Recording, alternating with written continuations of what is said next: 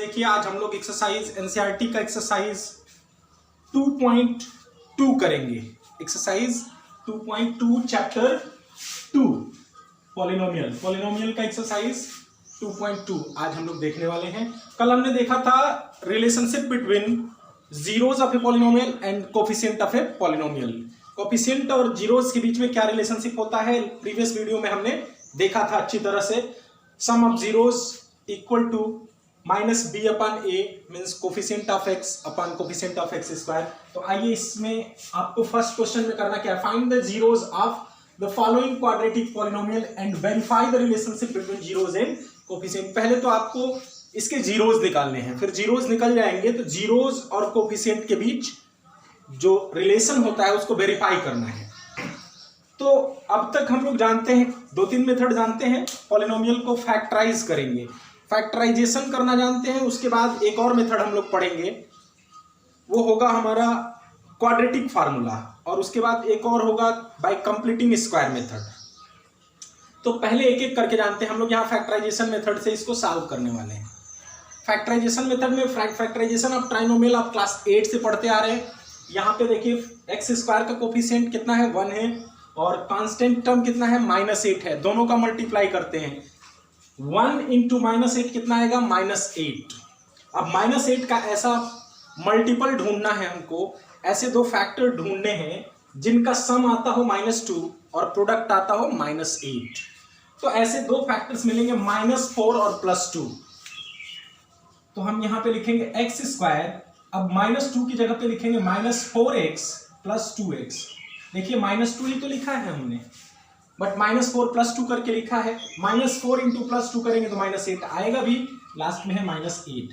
अब जो 3 टर्म्स दिख रहे थे वो 4 टर्म्स में हो गए। अब इन 4 टर्म्स में हर पेयर में 2 पेयर दिख रहे हैं, फर्स्ट पेयर और सेकेंड पेयर में हम कॉमन ढूंढेंगे क्या कॉमन है मैक्सिमम। तो फर्स्ट पेयर में क्या कॉमन है, x कॉमन है दोनों में, एक्स स्क्वायर और -4x में x कॉमन करेंगे तो बचेगा x - 4, प्लस सेकेंड पेयर में क्या कॉमन है 2 कॉमन है तो बचेगा x - 4। अब एक सिंगल पेयर दिख रहा है प्लस के लेफ्ट साइड और राइट साइड, दोनों में क्या कॉमन है तो x - 4 दोनों साइड कॉमन है। अगर इसको कॉमन कर लेते हैं तो लेफ्ट साइड में क्या बच गया x, राइट साइड में क्या बच गया 2, और ये फैक्टराइज हो गया। फैक्टराइज होने का मतलब समझते हैं ना, जो हमारे प्लस के फॉर्म में थे ये टर्म्स लिखे हुए थे सम के फॉर्म में या डिफरेंस के फॉर्म में, वो अब प्रोडक्ट के फॉर्म में कन्वर्ट हो गए, यानी 2 और मोर देन 2 फैक्टर्स के प्रोडक्ट के फॉर्म में कन्वर्ट हो गए। तो ये फैक्टराइज हो गया। अब जीरोस फाइंड करने के लिए क्या करेंगे, to find the zeros, to find its zeros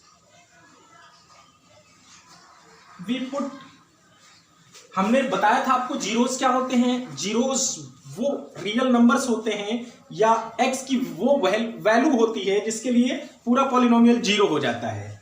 तो जीरोस फाइंड करना चाहते हैं तो हम x² - 2x - 8 को जीरो के इक्वल रखेंगे, और इसकी वैल्यू कितनी है फैक्टराइजेशन करने पर x - 4 इंटू x + 2 = 0।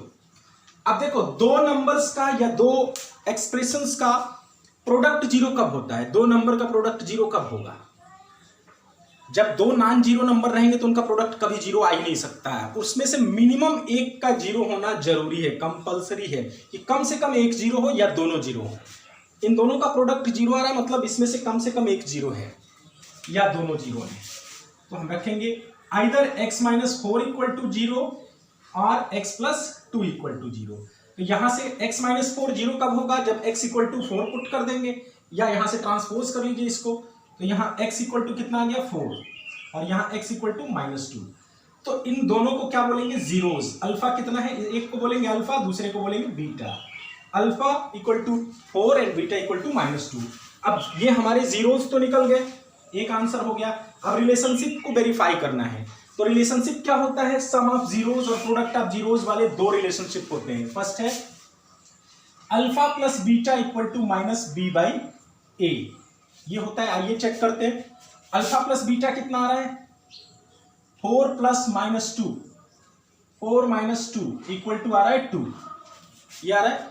और -b/a का मतलब -b/a means minus coefficient of x upon coefficient of X square. तो कोफिशिएंट ऑफ एक्स कितना है, इसमें देखिए माइनस साइन हमने यूज किया। कोफिशिएंट ऑफ एक्स कितना है, -2 है, तो -2 अपान कोफिशिएंट ऑफ एक्स स्क्वायर कितना है, 1 है, तो ये कितना आया 2/1 इक्वल टू 2। ये भी 2 आया था, ये भी 2 आया। अल्फा प्लस बीटा किसके इक्वल आ गया, -b/a के इक्वल आ गया, वेरीफाई हो गया। इस तरह से वेरीफाई हमने कर लिया, इसको वेरीफाइड। ये क्वेश्चन हमारा सॉल्व हो गया। ठीक इसी तरह से आप सेकंड क्वेश्चन कर सकते हो, ठीक इसी तरह से एकदम इसी के बेस पे है।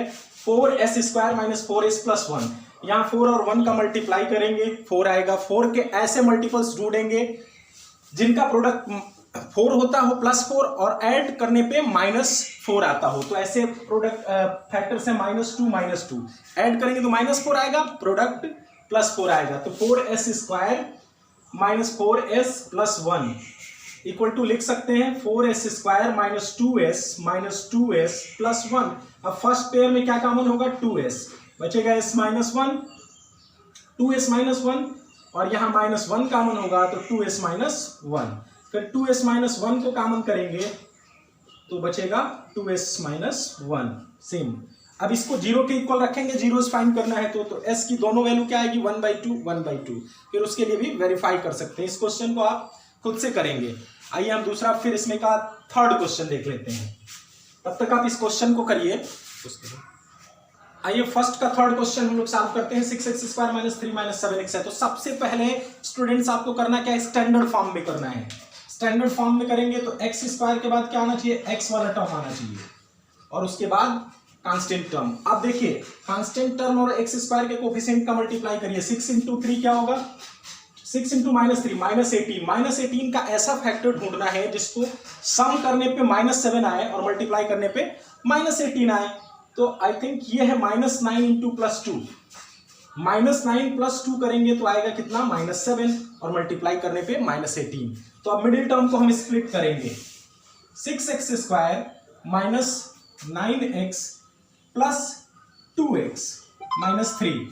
अब देखिए दो पेयर बन गया। फर्स्ट पेयर में क्या कॉमन होगा, 6 और 9 में 6 9 का HCF 3 कॉमन होगा, x कॉमन होगा तो यहां बचेगा 2x। यहां क्या बचेगा, इसको फाइंड करने के लिए जानते हैं क्या करते हैं, इससे जो कॉमन किया है हमने उससे मल्टीप्लाई डिवाइड कर देते हैं। 6x को 3x से, 6x² को 3x से डिवाइड करिए, 2x बचेगा, -9x को 3x से डिवाइड करिए तो बचेगा 3, प्लस सेकेंड वाले में क्या बचेगा, 1 कॉमन, कुछ भी कॉमन नहीं तो 1 कॉमन लेंगे, 2x - 3। अब इस पेयर में क्या कॉमन है, 2x - 3 तो बचेगा 3x + 1। अभी देखिए फॉर जीरोस फाइंड करने हैं हमको, तो जीरोस फाइंड करने का कंडीशन क्या है, हमारा px 0 आना चाहिए। We put 2x - 3 × 3x + 1 = 0। इसको 0 के इक्वल हमने रखा। अब हमने बताया कि इन दोनों का प्रोडक्ट 0 कब आएगा, जब दोनों में से कम एक 0 हो या दोनों ही 0 हो। तो ये 0 कब होगा, जब x की वैल्यू 3/2 रखेंगे, और ये 0 कब होगा, जब x की वैल्यू -1/3 रखेंगे। ये हमारा अल्फा हो गया 3/2 और बीटा हो गया -1/3। वेरीफाई कर देते हैं रिलेशनशिप को, अल्फा प्लस बीटा होता है -b/a। अल्फा कितना है, 3/2 है, बीटा कितना है, -1/3 है, तो प्लस इंटू माइनस माइनस होगा इक्वल टू -b कितना है, इसमें देखिए स्टैंडर्ड फॉर्म में लिखने के बाद b कितना है, 7 है, -7 है, तो -7। a कितना है, 6 है। ये हो गया, देखिए यहां पे 6 होगा एलसीएम, तो ये होगा 9 - 2, ये हो गया +7/6, ये भी आया 7/6, 7/6 अब इक्वल टू 7/6। फर्स्ट क्वेश्चन में हमने एक ही रिलेशन को वेरीफाई किया था, देखिए वहां दूसरे को भी वेरीफाई करेंगे। दूसरा रिलेशन क्या है, alpha beta equal to c/a। तो अल्फा इंटू बीटा, अल्फा कितना है 3/2, बीटा कितना है -1/3, और c कितना है, c की वैल्यू कितनी है, -3 है, देखिए -3, और a की वैल्यू कितनी है, 6 है।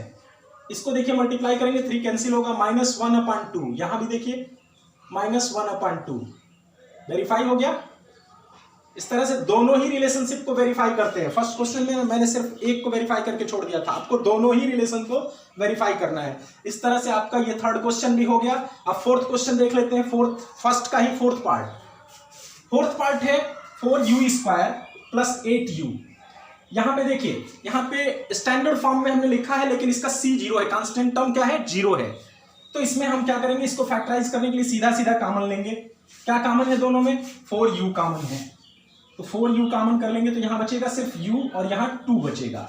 फॉर जीरोज, जीरो फाइंड करने के लिए हमको करना क्या है, हमने बताया ना कि जीरो क्या होता है, जो वैल्यू को जीरो कर दे, means 4u square plus 8u की जो वैल्यू आई है 4u इंटू यू प्लस 2, इसको जीरो कर दे।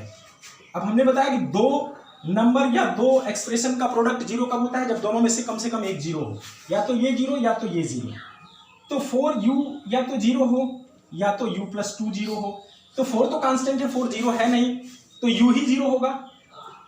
u इक्वल टू जीरो यहां से मिल रहा है, यहां से u प्लस 2 जीरो तभी आएगा जब u इक्वल टू -2 रख दें। ये हो गया alpha equal to zero, beta equal to -2। अब वेरीफाई कर देंगे, alpha plus beta equal to -b/a। Alpha कितना है, 0, बीटा कितना है, -2, तो 0 -2 इधर आया, माइनस b कितना है, इसमें जो u का मल्टीपल है वो b है, अपान a कितना है, 4 है। इसको कैंसिल करेंगे, -2 आएगा, दोनों साइड -2 आ रहा है। ये वेरीफाई हो गया फर्स्ट रिलेशन। सेकंड रिलेशन है alpha beta equal to c/a। Alpha beta means 0 into -2, 0 into -2, और c कितना है, कांस्टेंट टर्म होता है c इसमें है ही नहीं, c नहीं है मतलब 0 है c, अपान a कितना है, 4 है। ये भी देखो 0 से मल्टीप्लाई करेंगे 0 आएगा, 0 को किसी भी नंबर से डिवाइड करेंगे 0 आएगा। ये भी वेरीफाई हो गया हमारा दूसरा। अब आइए इसका एक लास्ट क्वेश्चन देख लेते हैं। फर्स्ट का 5th वीडियो देख लेते हैं क्वेश्चन।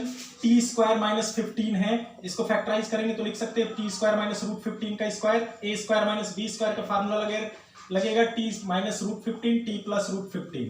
अब इसको जीरो फॉर जीरोज के लिए क्या करेंगे हम लोग, T minus root 15 equal to into T plus root 15 equal to 0 put करेंगे। यहां से either T is equal to plus root 15 और t is equal to minus root 15। एक अल्फा है एक बीटा है, आप रिलेशनशिप को वेरीफाई कर लेंगे। अब सेकंड क्वेश्चन देखते हैं, फाइंड द क्वाड्रेटिक पॉलिनोमियल। यहां उल्टा है, सम ऑफ जीरोज और प्रोडक्ट ऑफ जीरोज गिवन है। यहां देखिए गलती आपसे हो सकती है, ये जीरोज अलग अलग नहीं है, ये सम ऑफ जीरोज है, ये प्रोडक्ट ऑफ जीरोज है। आपको पॉलिनोमियल फाइंड करना है। तो देखिए फर्स्ट क्वेश्चन इसका सॉल्व करते हैं, उसके बेसिस पे आप बाकी क्वेश्चन कर लेंगे। Alpha plus beta some of zeros होता है, तो अल्फा प्लस बीटा वैल्यू कितनी होती है, -b/a, और इक्वल टू कितना गिवन है, 1/4। And alpha beta product of zeros होता है, वैल्यू होती है c/a, और इसकी वैल्यू गिवन है -1। अब देखिए alpha plus beta is equal to हमने लिखा -b/a equal to 1/4, alpha beta equal to c/a equal to -1। Quadratic polynomial is, हमने सपोज कर लिया जो क्वाड्रेटिक पॉलिनोमियल बनाना है वो है ax square plus bx plus c। अब हमने यहां सपोज कर लिया let a is equal to any constant k, then अगर a is equal to k suppose कर लिया तो यहां से देखिए k यहां रखेंगे तो b की वैल्यू कितनी होगी, ये k इधर जाएगा k/4 minus b equal to, then b equal to minus k/4, then c is equal to, यहां से c इज इक्वल टू हो जाएगा -1 इंटू k, माइनस k हो जाएगा। तो px हमारा पॉलिनोमियल क्या बनेगा, a की वैल्यू है k x square plus b की वैल्यू है -k/4 x प्लस c की वैल्यू है -k, यही बन रहा है ना।